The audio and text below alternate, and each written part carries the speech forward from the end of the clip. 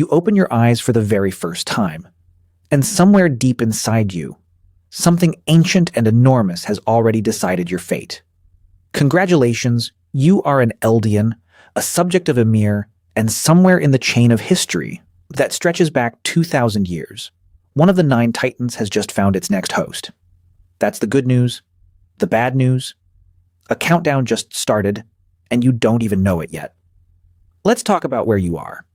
You weren't born inside the walls, tucked away behind a 100-foot wall of stone with a name like Maria or Rose. No. You were born in Marley, a nation that has spent generations reminding your entire ethnic group that you are subhuman, that your bloodline is a curse on the earth, and that the only value you will ever have to society is the enormous flesh monster living dormant inside your DNA. Kind of like being born with a trust fund, except the trust fund is a 9-story tall body horror that will literally consume your lifespan. Welcome to the world, kid. For the first couple of years, things are normal enough. You cry, you eat, you do the whole infant routine. Your parents, if they're still around, look at you the way parents look at children who might be carrying a power that could level cities. Which is to say, with love, and also with a very specific kind of dread. They know what you might be. The Marleyan government keeps track of things like this, because when a Titan shifter dies without passing the power on, that power doesn't just disappear. It finds a newborn Eldian somewhere in the world, completely at random, and settles in like an unwanted inheritance. So statistically speaking, there's already someone on a list somewhere with your name on it, watching to see if you start showing signs. Don't worry though. They're very professional about it. By the time you're 5 years old, your life starts to take shape, and the shape it takes is not a fun one. You're growing up as an Eldian in Marley, which means you wear an armband identifying your heritage everywhere you go. You live in an internment zone. The broader world has been told for generations that your people are the devil's descendants, responsible for a historical reign of terror, and the Marleyan state is perfectly happy to keep that story going because it makes you a useful, manageable tool. You go to school. You learn history that has been specifically designed to make you feel like you owe Marley something. You learn that your people committed atrocities. You learn that the titans inside your bloodline are a debt that must be repaid through service. What a wholesome life lesson.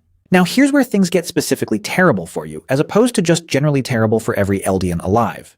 You are a Titan shifter candidate. That means by around age 7, someone in a uniform with a clipboard shows up and starts talking to your parents about the warrior program. The pitch is actually compelling, which is the cruelest part. If you become a warrior, your family gets elevated out of the internment zone, you get Marleyan citizenship. Your parents, your siblings, your cousins, all of them get to live something resembling a dignified life. And all it costs is you. Just you specifically, entirely, forever. So you sign up. Or rather, your parents sign you up. And you are 5 years old, and you nod along because you don't fully understand what you're nodding along to. Which is fine, because the people recruiting you are counting on exactly that. By age 10, the warrior training program is your entire life.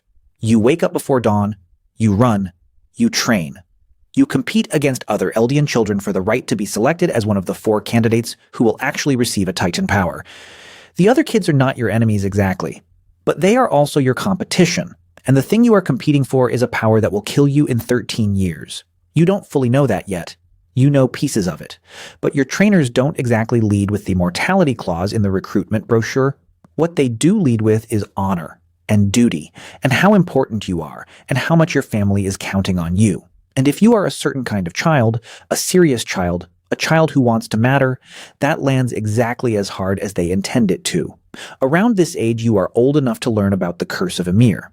Your instructor explains it to you in a classroom with other candidates. And the way they explain it is very calm and matter-of-fact, the way you might explain weather patterns or tax brackets. The first Titan, Ymir Fritz, lived for 13 years after gaining her power, and then died. Because of this, no inheritor of the 9 Titans can surpass her. The power limits your remaining lifespan to 13 years from the moment you first acquire it. 13 years? Not 13 years from now. 13 years from the moment the power activates in you. You sit in that classroom, and you do the math. You are 10 years old. If you receive the power today, you die at 23. You look around at the other candidates and you wonder if they did the math too. They did. Everyone in that room did. Don't get used to thinking about it too hard though, because that's not really encouraged here. By 15, you have been selected. Out of all the candidates in your cohort, you are one of the ones chosen to receive a Titan power. Congratulations. Genuinely, this is an achievement. You've spent years being poked and tested and evaluated and pushed past what you thought your body could do, and you made it. The ceremony, such as it is, involves an injection of spinal fluid from the current holder of your Titan, who has been told their time is almost up and who will shortly be transformed into a mindless, pure Titan, and then eaten by you in your new Titan form so that you can absorb their power. You don't have to think about that part too much. Actually, the entire apparatus of Marleyan military training is specifically designed so that you don't think about that part too much. But it happens. You are there for it. You remember the person's face even if no one asks you about it afterward. And then you transform for the first time. Here's what that actually involves, because it doesn't work the way you'd imagine. To trigger a transformation, you have to injure yourself, something that draws blood, while simultaneously holding a clear goal or intention in your mind. That's the mechanic. So you bite down on your own hand, which is fine. It's fine. You've trained for this. And the world explodes. There is a flash, there is heat, there is the sensation of your body suddenly occupying a space 60 feet tall and still somehow being you. Your actual consciousness sitting inside the nape of a Titan's neck, flesh merging with flesh, your face half submerged in the back of your own enormous head. Your human body is in there, immobile, woven into the giant like a pilot inside an aircraft made of meat. The first time is disorienting, the second time is disorienting. By the 20th time, you are used to it in the way that people get used to things that should never be normal, but become normal anyway, because that's what survival requires. You have regenerative abilities now, even in human form. Wounds close quickly, steam rising from your skin as you heal. You could, theoretically, regrow a limb if you lost one, though it would drain your power and lock you out of transformation for a period afterward. This sounds incredible until you realize that the regeneration has a stamina cost, that overusing your Titan form depletes something fundamental in you, and that there is a documented upper limit to what you can recover from. Your body has a budget. You can spend it on transformation, on healing, on holding your Titan form in the middle of a battlefield while ODM gear soldiers swarm your nape trying to cut you out of your own head. And by the way, that is also something that happens. That is also part of the job description. But eventually the bill comes due. You are deployed at around 16 because they don't wait. The geopolitical situation does not allow for a comfortable runway between received the power and being used as a military asset. There is always somewhere to go, always a conflict where a Titan shifter is the decisive variable. You are sent in as part of a unit alongside other warriors who have been doing this longer than you, some of whom are already visibly wearing the years the curse is costing them. You don't talk about that. None of you talk about that. There is a culture among warriors of not talking about the countdown, which is ironic because the countdown is the single most important fact about every one of your lives. But here we are. Good luck out there, kid. The missions themselves are, let's just say they leave marks. You transform and cause destruction on a scale that a single human being should never be responsible for. And then you transform back, and you are just a teenager again, standing in the wreckage, steam cooling on your skin. The dissociation required to do this job without losing your mind is significant. You learn to partition things off. You learn to go somewhere else in your head during the parts that would otherwise break you. Your trainers call this professionalism. Don't get used to calling it anything else. In your 20s, something shifts. Not politically, not militarily. Inside you. The accumulated memories of every previous holder of your Titan begin to surface, emerging not as dreams but as full experiences. Other people's lives playing out behind your eyes at random moments. You are washing your face and then suddenly you are someone else, 50 years ago, in a different uniform, in a different country. Experiencing a moment that isn't yours, but that your Titan power has decided belongs to you now. This is technically a gift. The memories of past wielders can contain tactical information, emotional context, historical knowledge that the official record conveniently omitted. But it is also profoundly destabilizing to have your sense of self periodically interrupted by a dead person's grief. You are also by this point about a third of the way through your total remaining lifespan. Do with that information what you will. By your late 20s, early 30s, if you have been very lucky about how you've used your transformations and how much you've had to fight, the physical toll becomes undeniable. The Curse of Ymir isn't just a clock. It is a bodily degradation. The power consumes you from the inside, not dramatically, not all at once, but steadily. You will have watched it happen to others before you.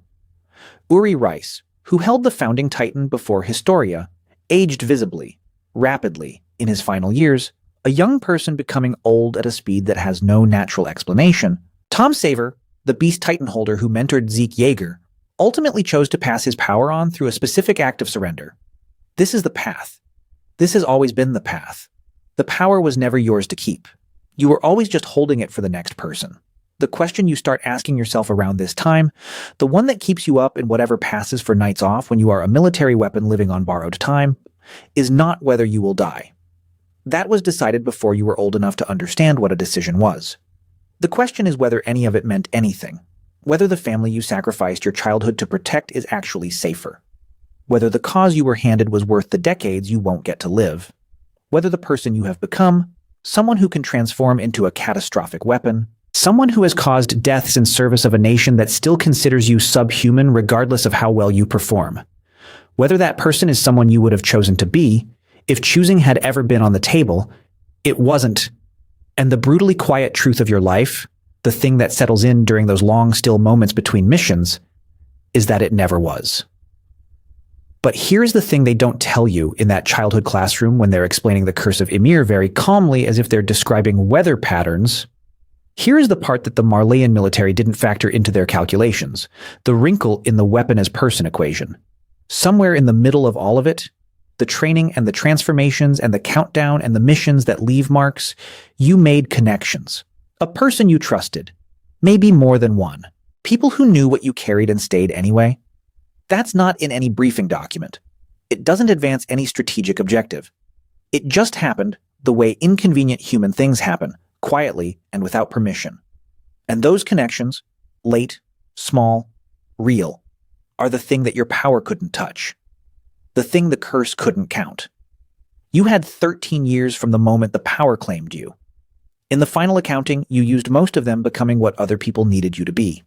But somewhere in the remainder, in the margins of a life that was drawn up before you were born, there was something that was just yours.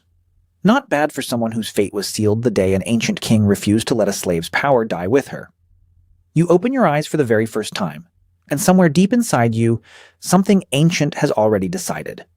That was always how this was going to go. Not because of anything you did, not because of anything you chose, but because 2,000 years ago, a girl named Ymir Fritz touched something she couldn't possibly understand. And the shockwave of that moment is still traveling forward through every Eldian body that carries her blood. You are the latest point of contact. The countdown was running before your first breath. 13 years, one ancient curse, and a life that was never entirely your own. You didn't choose to be born a Titan shifter. You just opened your eyes, and there it was. Already waiting.